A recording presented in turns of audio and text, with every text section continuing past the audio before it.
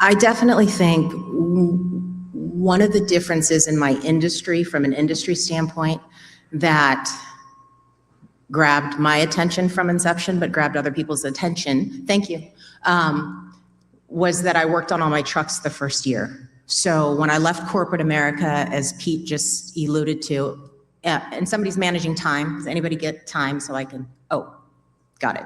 Am I good? Very good, very organized. Sorry. Thank you. Give it to me again. Your time in corporate America. Thank you.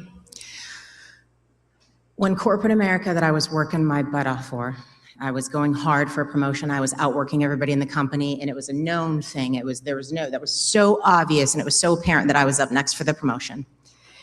And when it came promotion time, and I knew it was me, and they promoted somebody else, and you know, she had blonde hair and she had blue eyes, and I thought, you know, it can't be about, is it about race? What is this really about? Because clearly no one's outworking me. And I tend to feel like that about any room that I step into, by the way. No one's outworking me. It's just my work ethic and how I'm wired. So, or at least you got to work pretty hard to outwork me. So when it happened the first time, the same position was eligible for promotion a second time, 6 months later, and they hired her sister.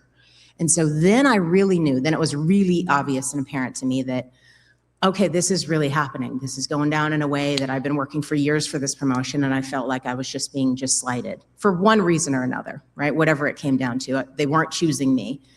So I went home and I said, God, give me anything, and give me anything. Give me any idea, just put it in my head, and I'll take that idea and I'll run with it. I'll do what I need to do, just give me anything. I was low-key, needed to move out of my house. It was very small. I was having issues. Had no idea if I could afford movers, never done anything like that before. Just Googled it, hiring movers. How much does this cost? What jumped out at me when I was searching for a moving company for me was trying to find a good one that I would want to do business with. As I started reading reviews and digging into the reputation of these companies, I was like, scratch, scratch, scratch.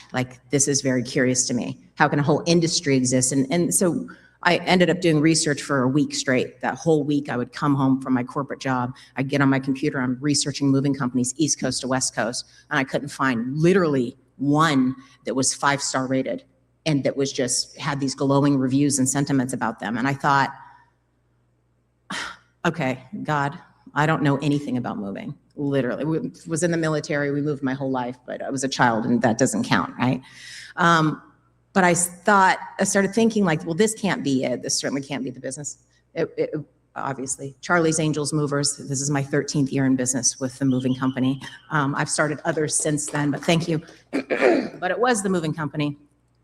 You know, I had to learn that by working on all my trucks the first year. So sometimes when I tell that story, they're like, what do you mean? And sometimes when I showed up to people's houses, you know, when it was this lovely married couple and they hired 4 movers to come to their house and I was one of 4, sometimes there was a whole energy thing going on at play. Sometimes that made men very uncomfortable that a woman was in the house moving while they were not moving and just, you know, carrying on. So there's just a lot of different dynamics from that standpoint that I definitely worked around. And I'm going off on a tangent. And did I answer any of the questions? Yes. Okay.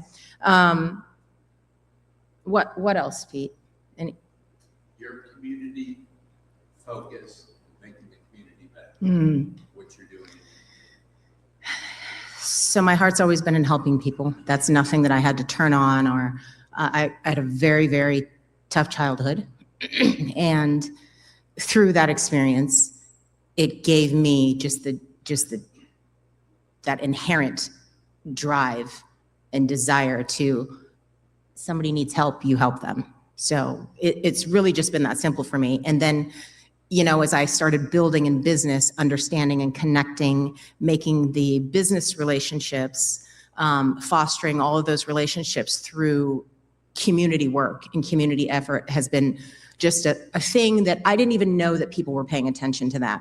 How it happened for me was I was already volunteering and doing my thing, and I didn't know that eventually people started calling my phone early on in the process, about year 2 and 3 of Charlie's Angels Movers. Hey, I see all the work that you do for the community. I'm booking with you because of these reasons, to the point where it let my office know, like, Charlie, that people are paying attention to this? I didn't know. I was just doing what I was doing. But through those connections, Rotary, and a lot of different philanthropic things that I'm plugged into, community is everything. So if you are a business owner, you're starting, you're building, you're scaling, wherever you are in that process, to get out in your community and to do good work and to put forth effort in that way, fundamentally changed the trajectory of my business, right?